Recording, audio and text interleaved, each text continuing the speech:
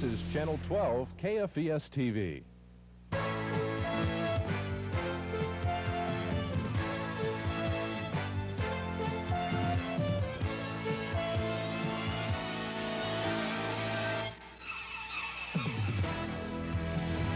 This is Channel 12 News with news anchors Mike Shane and Jane Mitchell, weathercaster Don McNeely, and sports director Randy Ray. Good afternoon. Over 2 acres of high-grade marijuana plants were confiscated near the Perry-St. Genevieve County line earlier today. Arrests were made last night, Mike, and the weed was cut and burned this afternoon. Now, the crop included about 2,000 plants worth about $3 to $4 million street value. The plants were mature female bushes known as sinsemilla of particularly high THC content. And according to officials, the field was spotted from the air. We had pulled a marijuana patch probably about 10 miles from here a week or so ago. And we had gotten an aircraft to photograph the scene of the pull that we'd made. And on the way back, we'd flown by here and we spotted this patch on the way back. So we was already set up for it and everything. Both Perry County and St. Genevieve County authorities collaborated with the Drug Enforcement Agency on the bust. Dale Hudson, a man in his 50s, was taken into federal custody in St. Louis, and a juvenile was also taken in by authorities. The plants, nearly 2 tons altogether, were burned this afternoon south of Perryville. And it's no secret that Cape Girardeau residents are concerned about crime. And the recent murders have brought considerable popular support for the police department's Neighborhood Watch program. Channel 12's Diane Becker has an update report from one Southside Cape neighborhood. Diane? Mike, this sign went up early this morning. It means that 75% of the people in this neighborhood are involved in the Neighborhood Watch program. One reason this neighborhood is so involved is Betty Knoll. She's knocked on about 500 doors, talking to people, getting them to attend at least one Neighborhood Watch program. What does the sign mean? This is a program that we're trying to get the community involved in. We want our neighbors to get to know each other. If they attend the meetings and we get 75% of that area to go, then we have these signs put up in different areas, which is to deter any criminal activities, hopefully. And when we get the 75%, then we get the signs. And so far we've had, in our area here, we've had about a 95% turnout in about, I say, a 9 or 10 block area. It's been 2 months since the Wallace murder. Are people scared? Well, I'm sure they're scared. This actually is not why they started the Neighborhood Watch. I mean, this was in effect, and it's actually to get a community project. It's one of several community projects that they're starting, and we're just trying to get the whole city involved in it, which will really help the neighbors themselves. Do you think the murders added to the interest in a Neighborhood Watch program? Well, I'd like to say yes, but I think it scared them also. There's a lot of them that don't want to leave due to the fact of the homicides, but I really don't know if I can answer that. To get a sign in the neighborhood, you have to have 75% sign up, and to be a part of the Neighborhood Watch, you just have to attend one meeting. The next one is tonight at 7 o'clock at Franklin School. A few technical problems there toward the end, but a fine report. Thank you very much, Diane. Dave? Well, the Mount Vernon City Council has approved an ordinance permitting Sunday liquor sales, but the religious community is holding fast in opposition to the measure. Bob Stuckey of Channel 12 News reports today that the battle between the city and churches may just be beginning. Liquor will be sold 7 days a week in Mount Vernon. The city's council has passed an ordinance favoring Sunday liquor sales. The city's mayor says the measure is meant to draw convention business to Mount Vernon. The convention center mainly is what we're after. It's going to take a lot of work, but we think we've got a good start on it, and we think we can have many small conventions here. We turn down many small conventions. But the religious community is opposed to Sunday beverage sales on moral grounds, and they're lining up to fight. We think it'll take extra police. I just don't believe it can be justified on an economic basis, and that was their total argument. And the controversy has come to a war of heated words. One pastor wrote to the mayor, "I feel sure that the fair-minded people of our community will seek to vote the community dry and take it for all of themselves, and you don't want that." He further writes, "But I know of nothing you have done to upgrade the moral character of our community so as to make it a better place for the families to live." He is not my judge, and nor will he ever be my judge. and the business community who stands to gain is keeping neutral on the measure until the controversy subsides. It's not the intent of any of the license holders or the association as a whole to do anything destructive to the community of Mount Vernon. We feel that in the long run, the impact of this will be very positive and very constructive in the eyes of the people of the community. So as it stands, the churches may seek popular vote on the issue in November, and the war goes on in Mount Vernon. Bob Stuckey, Channel 12 News. Poplar Bluff officials believe arson was the cause of a 3-alarm fire near the downtown area last night. The blaze gutted a 2-story building that had been used to house a bakery. Jeff Herzer reports on the fire and the arson investigation. When Poplar Bluff firemen arrived at the old Bambi Bread Bakery last night, the inside of the building was almost totally engulfed in flames. Some 30 city and auxiliary firemen were called in to bring the blaze under control. Tuesday morning, the arson squad began going through the wreckage inside the 2-story building. It didn't take them long to figure out the fire was probably set. They found several cans of turpentine and other petroleum-based cleaning liquids all over the interior. They were strewn about the area of ignition, which is in the center area of the building, right in here. And there were other cans strategically placed at the second floor area and what was at one time used as living quarters. Are you calling this an intentional arson right now? It's an incendiary fire, yes. The fire was reported just after 9:30 Monday night. It took firemen more than 3 hours to put the blaze out. Investigators are now trying to track down the owner of the building, which was recently sold and in the process of being remodeled. Jeff Herzer, Channel 12 News in Poplar Bluff. Coming up, a new development in the long-running Cape Girardeau abortion controversy. And an interview with Puxico farmer Wayne Kreitz, who's on the road again to western Kentucky. Those stories are ahead on 12. Giving, sharing, helping, caring. Sometimes it takes a gentle hand, sometimes a reassuring glance to smooth the rough spots out of life. By earning the confidence of over 6 million people, American Family Life Assurance Company has become a leading insurer against the financial burden of cancer treatment. We're American Family Life Assurance Company. I spend my evenings working on cars. Auto Shack is open when I need them, like right now. Sunday afternoon is the only time I have to work on my car. Auto Shack's the only place that has what I need, when I need it. I'm going to put in an alternator. Auto Shack has it for $15 cheaper than any other parts store I call. They're open when I need them. They always have the parts. At the lowest price. Auto Shack, your discount parts supermarket. Save 25, 30, and even 50% off on fine quality wood furniture by Thomasville now during Joe Hefner's annual Thomasville Summer Sale. Imagine 25 to 50% off Thomasville's entire line of handcrafted, hand-rubbed, hand-carved wood furniture. Joe Hefner's, this area's only key Thomasville dealer whose volume affords you these savings. Free delivery, free interior design service, easy terms, and the widest selection anywhere are yours at Joe Hefner's, Poplar Bluff, Missouri.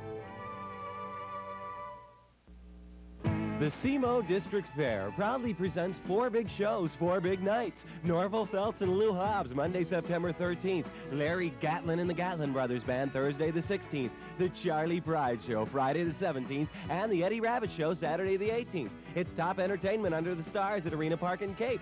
Check newspapers for concert information or call 334-9250. SEMO District Fair, the place with a little something extra. Pro-lifers were present again at the Cape Girardeau City Council meeting last night. And Mike, this time they didn't go away empty-handed. The Lifeboat Crusaders, as always, represented by Tom Meyer, once again appeared to take advantage of a full City Council roll call this time to vote on the resolution they're presenting. It was brought before the Council once before and came to a 3-3 tie. This time the vote was 4-3, the deciding vote cast by Dr. Peter Hilty. The resolution calls for the husband of any woman getting an abortion to be notified, and it also provides for any clinic providing that service to be regularly inspected by the City Health Department. The resolution that passed will be made into an ordinance to be voted on in that form by the Council later on. The Walnut Cove landing on Lake Wapapella will remain open for the time being, and Jeff Herzer reports that the Corps of Engineers is talking to Wayne County officials about leasing the boat landing, which is located just south of Greenville. Earlier this year, the Corps was talking about closing down the Walnut Cove area, that in an attempt to save money. But that closing's been delayed, at least for the time being. Wayne Kreitz was in Gravette, Arkansas over the weekend, and a federal marshal confiscated his van. Well, Kreitz spent the weekend in a Fort Smith jail, but that hasn't stopped him from traveling to places to speak. Today, Kreitz was in Ballard County, Kentucky, to celebrate the 86th birthday of an admirer. Kreitz says he feels the action taken over the weekend was just a form of harassment. I thought I'd got to the point where nothing surprised me anymore in this case, but that, if anything, it shocked me for them to do that at a celebration like that with so many people there. You know, they could have simply called me or come to the house at any time and served those papers on me there. And it really hurt me that they would do it at a place like that, at a festive celebration like that town was having. So what do you think about it now that it's all over and you're out of jail? Well, I guess if it's possible, I guess I'm just more determined now than I've ever been to just keep on keeping on, and I'm going to fight this battle until I win it. Kreitz is scheduled to be back in a federal court in Jonesboro, Arkansas later this month. The last court appearance put him in jail for a month. This time? In these papers it says if we don't answer the questions, they feel that we should be in prison. So we may be looking at the fact that my wife and dad, and as well as myself, may have to go to jail. So it's just something that we're going to have to wait and see what he does, and we're just going to keep on keeping on. Kreitz told Diane Becker he'll just keep traveling and speaking until he finds out what's going to happen. He has trips planned to both Nebraska and Alabama in the weeks ahead. And it's the vacation season, but vacation for one person is over. Don McNeely is back, and we'll check his weather forecast ahead on 12.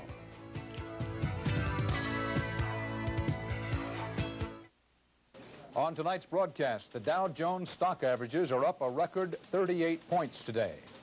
Joint Chinese-American communique announces a limit on future U.S. arms sales to Taiwan. And correspondent Charles Carrault looks at the road not taken. More details later on the CBS Evening News, so stay with us.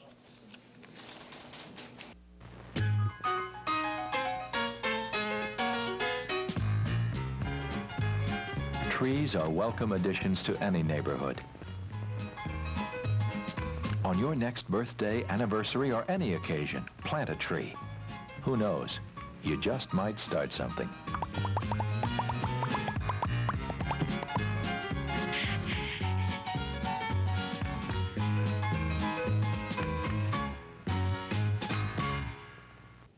Hi, I'm Gail Williams. And I'm Darlene McDaniel with Royal Mobile Home Sales. 80 homes on display. Featuring 14 by 70, 3-bedroom, 2 full baths, delivery and setup. $16,900. But that's not all. Absolutely free washer, dryer, central air, plus a trip for 2 to Disney World or Las Vegas. All of this with the purchase of any new home. 3 locations to serve you. Royal Mobile Home Sale, Murfreesboro, Marion, or Mount Vernon. Come see us. How does your fabric softener smell? Ah, nice. Ah, nothing. Introducing new Unscented Bounce. Unscented Bounce doesn't leave a scent on my clothes. That I love. Regular Bounce gives me the long-lasting freshness I love. Now there are 2 kinds of Bounce. Both control static cling, while both leave your clothes soft and fluffy. Regular or new Unscented Bounce for... Ah, nice. Or... Ah, nothing. Enjoy an evening with the Statler Brothers in their first television special. Share their music, their humor, their memories, and their special guests, Chet Atkins, Janie Fricke, Brenda Lee, Barbara Mandrell, Roy Rogers, and Conway Twitty. A 2-hour musical treasure filled with delightful comedy. Don't miss an evening with the Statler Brothers Saturday night at 11 o'clock on Channel 12.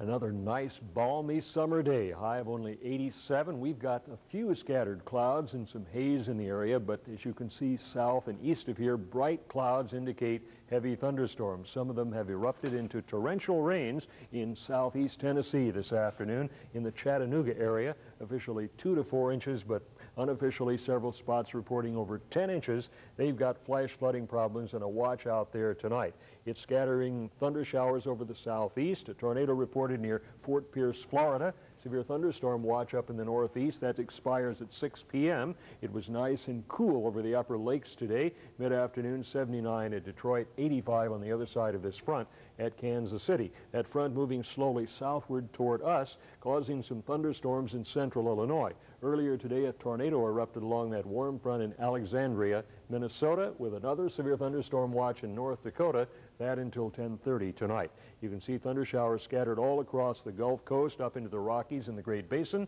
So a flash flood watch for parts of Arizona in effect as well. Quite a temperature contrast. Mid-afternoon, California had the cool spot, Arcata, and the hot spot, Needles, in each extreme corner of the California area. Let's look now at our radar. This is St. Louis radar showing that heavy thunderstorm activity east of Springfield over toward western Indiana. That's all showing up in this area, but the national radar summary shows the heavy thunderstorms erupting through portions of the west, the south, and much of the east, but here in the middle, nothing at all. We had a very fine day. By tomorrow, let's look at the map as it's expected to develop. That front will move down into Kentucky, but warmer air continue to push northeastward, so we won't feel much effects from it. As a result, we should remain dry, while the southeast and much of the Rockies and Great Basin continue to be plagued by scattered thunderstorms. The northeast will be mild, the southwest will be hot, and we will be warming up a little. Tonight's temperature map looks like this. The lows in our area should drop well down into the 60s. The heat will again be in the southwest, and then coolest areas in the north and northeast. We'll be back to look at all of our forecasts and check present conditions in just a moment.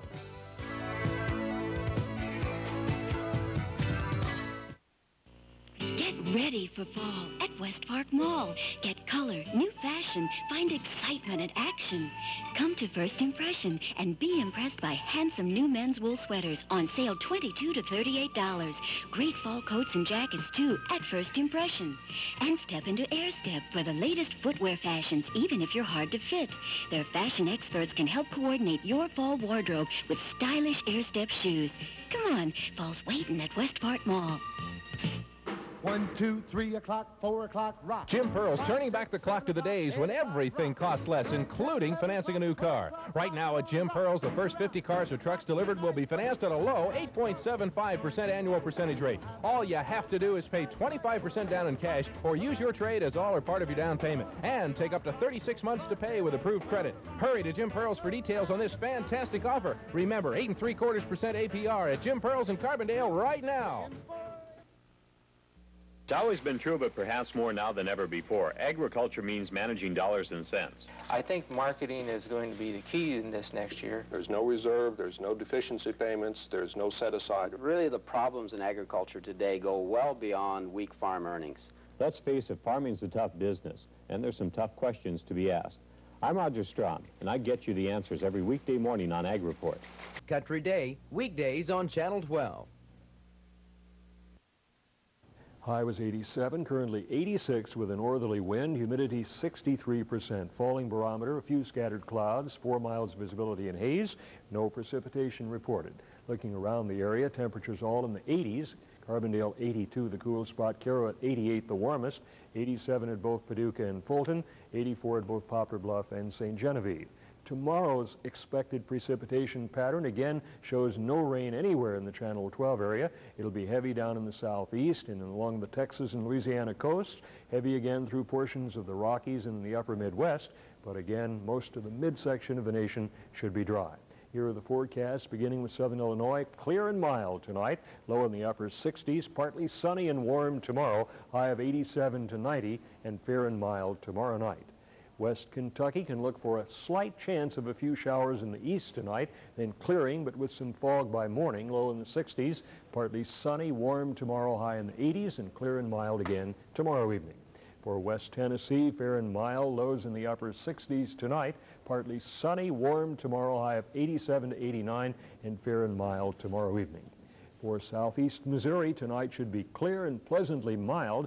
Low should be in the upper 60s. Then tomorrow, sunny, a little bit warmer. High will approach the 90-degree mark. And tomorrow night, fair and mild once more, with a low near 70 degrees. Light and variable winds tonight and light northeasterly winds tomorrow. The extended outlook shows no sign of rain. Fair the next couple of days, partly cloudy the latter part of the week. Highs certainly not very hot for August. High only in the low 90s and lows in the upper 60s to around 70 degrees. Looks very good, Dave. 60s tonight, that's kind of cool. Mm-hmm. By the way, I noticed alongside your name today the letters AMS, which of course means you're an official member of the American Meteorological Society now, is that right? I have been a member, an associate member for several years, Dave, but I just have received what they call their seal of approval. They have examined me, given me a very rigid test over meteorology, and have also examined videotapes of our weather here on Channel 12, and have seen fit to grant us their seal of approval, and it's something that's relatively rare. Well, you're to be congratulated. I know that's not easy, an easy test to take. You're right. It was very difficult. Okay. Congratulations, Don. Thank you, Dave. Mike? And again, congratulations from all of us, Don. At the close today on the Chicago Board of Trade, the wheat was 3.5 to 4 1/4 higher, with September at 3.38. The corn 1.5 to 3 1/4 lower, September at 2.20. Soybeans were up 1.5 to 5 1/4 higher on beans. August and November contracts both closing at 5.60. Speaking of working hard, no seal to show for it, but I'll tell you what, Channel 12 Sports Department has been out traveling the countryside, getting ready for a big sports special. Coming up September 1st, we'll have a preview look at the football season. That will be at 9:45 on September 1st. That'll be following the 3D movie, Revenge of the Creature, coming out. That's all on September 1st. Today, we're over in Carbondale, spent some time with the SIU football team. We have an interview with Ray Dempsey coming up. Okay, look forward to that. And after sports with Randy Ray, well, we'll dig in to a super banana split. That's ahead on 12.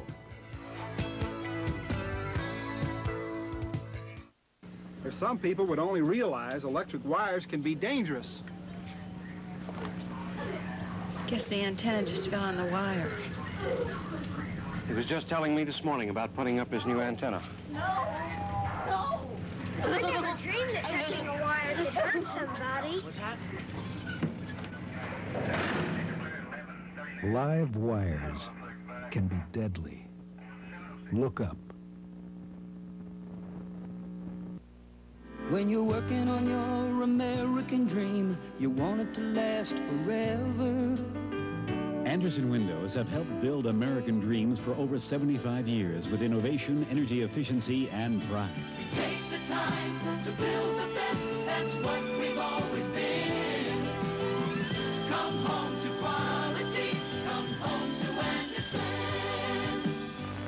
Available at these dealers. A special 3D movie, Revenge of the Creature, is coming to KFVS-TV September 1st at 8 o'clock. That's right, the first 3D movie to be telecast in this area will be seen on Channel 12. Special glasses are needed to see the 3D effect on color television sets. Get your glasses now at area Huck's food stores and Pizza Inns in Southeast Missouri. Don't panic. Hurry on down to the nearest Huck's or Pizza Inn location and pick up a pair of glasses. Then sit back and enjoy the 3D movie on KFVS-TV. Even more excitement, more fantastic action. That's the main attraction. There's more stars on the John Davidson show. More fun and games, John entertains. More special guests, John gets the best and brings you even more excitement. The John Davidson Show. The John Davidson Show, weekdays at 3:30 on Channel 12. All of the area university football teams are conducting their two-a-day workouts, getting ready for the upcoming season. And today we paid a visit to the Southern Illinois University camp in Carbondale. The Salukis open their season September 4th at Western Illinois. Their first home game will be on the 18th when they play host to Drake. The Saluki team had a good year last season, winning 7 of their last 8 on their way to a 7-4 record. Now, Mark Johnson asked head coach Ray Dempsey if he felt that momentum would carry over to this year. Well, it really does. Winning 7 out of 8, as you mentioned, that means you're in a high note, and our kids won the last game of the year. And had we beaten Drake next to last game, we would have won the conference championship. And they feel like there's a lot of defensive players back. We have some skilled people back, so they feel, hey, we have a chance to do it again. And they're the kind of kids that have a lot of confidence in themselves. They believe in their coaching staff and believe in themselves, so that's good. We do have momentum. In fact, had we won a couple of those early games, we'd have had a tremendous year, and we lost those games by just a few points. We'll be hearing from some other area coaches and players as this week continues. In the pros, the San Diego Chargers edged the Chicago Bears 28-27 in an exhibition game last night. San Diego's linebacker Dewey Selman suffered a cracked rib in that ball game. The Kansas City Chiefs have been fined $100 each by management for shaking hands with the Cincinnati team before last Friday night's game in a show of union support. The football Cardinals say they, too, will hand out $100 fines. The Big Red players shook hands with Seattle players last Friday night. Player Representative Ed Garvey told a Senate Judiciary Committee today if Congress did pass a bill granting the league limited antitrust action, there would be a player strike. Commissioner Pete Rozelle is pushing hard for that exemption. And the Boston franchise of the new U.S. Football League has signed their first player, Mike Livingston, who for 11 years was a quarterback with the Kansas City Chiefs. Well, the baseball Cardinals begin a 9-game homestand tonight by playing host to San Diego. Joaquin Andujar goes for the Redbirds. Rookie Eric Show for the Padres. Cardinals lead second place Philadelphia by 1 full game in the Eastern Division. And the Redbirds signed a Marissa, Illinois player to a minor league contract, 18-year-old Mark Schulte, a left-handed hitting first baseman. In games this afternoon, the Dodgers and Cubs are tied 1-1. The ball game now in the 12th inning. Montreal leads Atlanta 1-0 in the first. The American League, Cleveland and Toronto scoreless in the first. That's the first of a doubleheader. Last night, the California Angels beat Oakland 8-4 to move back into first place in the American League West, and in doing so, they slowed down Oakland speedster Ricky Henderson just a bit. California catcher Bob Boone gunned down Henderson twice last night. Now take a look at this throw to second base. That's right, twice. You can bet that doesn't happen very often. Henderson has 109 stolen bases on the season. That's only 9 away from Lou Brock's major league mark of 118. Last night, the Yankees swept a doubleheader from Kansas City, knocking them out of first, and afterwards